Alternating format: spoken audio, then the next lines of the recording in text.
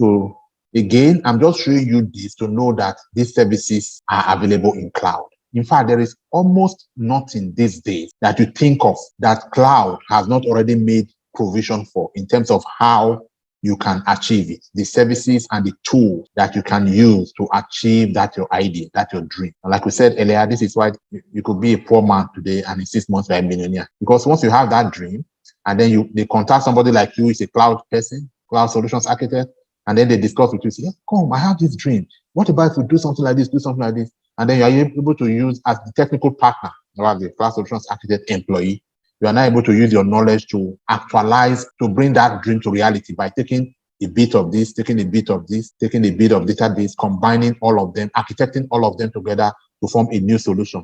And then he just puts the idea in that solution. And then, wow, this is what the world has moved. So these are the services. We are going to treat some of these services that are within the AWS Solutions Architect curriculum, all right? Not all of them, but many of them, all right? So that's the first thing I needed you to know, that there are many services in cloud, and they are listed here. This is just a category. Under this category, look at the many services that are available. In fact, even inside one of them, you see that there are other services within that one. So it's a tree. It just keeps expanding and expanding and expanding, right? You need a life. In fact, one lifetime is not enough to know it. All right. So that is that.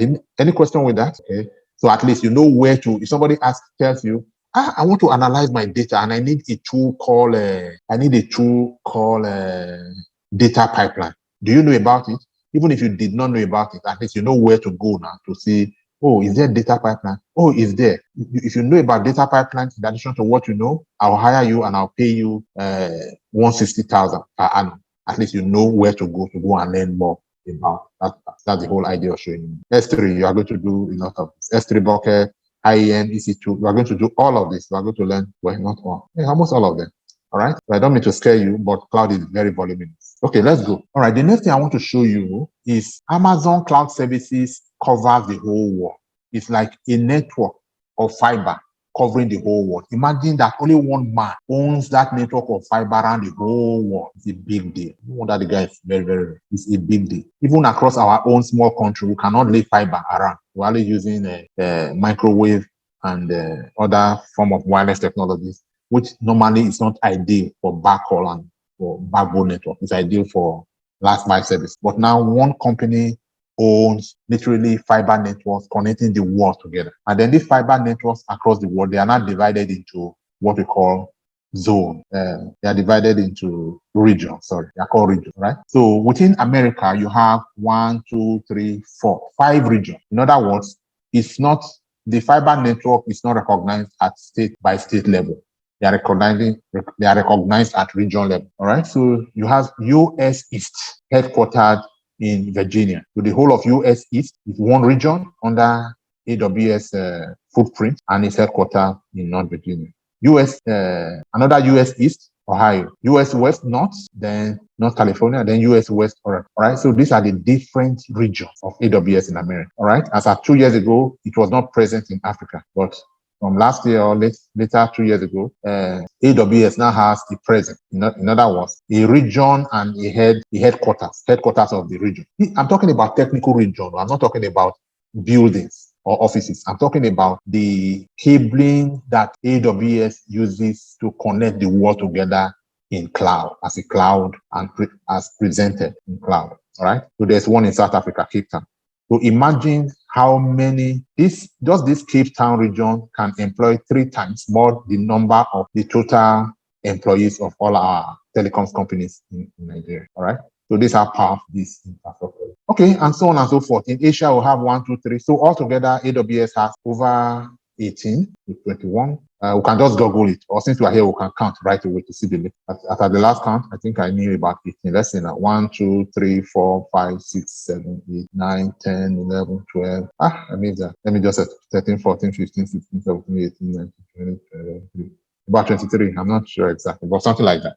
All right. But Google will just tell you how many regions of AWS are there across the world. All right.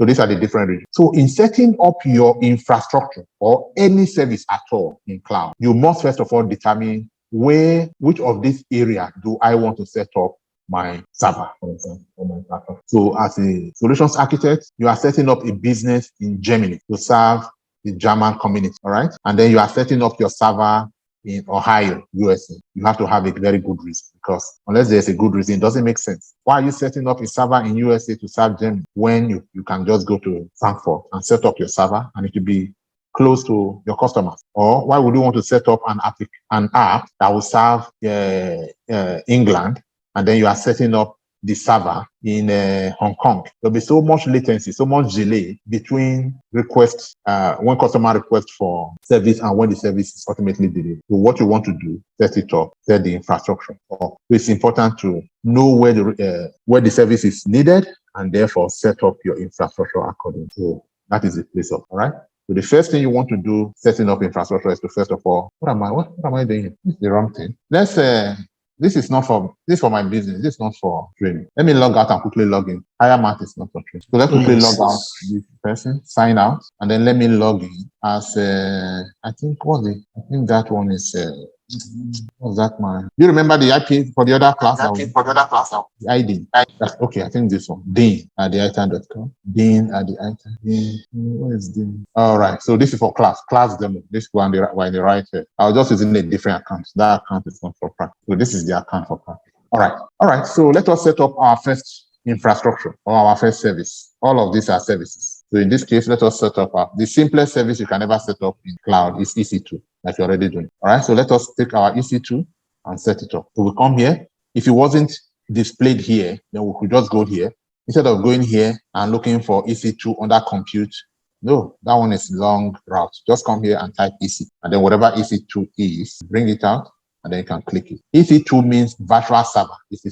Everything in cloud is virtual, first of all. So it simply means server, right? So to set up a server in cloud, so I take EC2, go to EC2 dashboard, just make sure EC2 is showing, all right? If it is showing like this, no problem. You can take instances. Sometimes it's already showing like this. So just come here and say launch instance. All right. So the launch instance, excuse me. All right. Unlike the other class where we rushed things and we didn't go into details, this time, because you are cloud engineers, we are going to go into details. You really need to know what you are doing. So the first thing you do here is provide a name. All right. So let's create a server and call it addate. All right. So that's the name of our server. All right. So you scroll down. So what operating system do you want this server to run? Because this is not the operating system you go to Computer Village to buy and it comes on a CD and you run it from scratch. We just call this simpler format of operating system image. So operating system image is just a way of saying the small portable version of the bigger kind of operating system.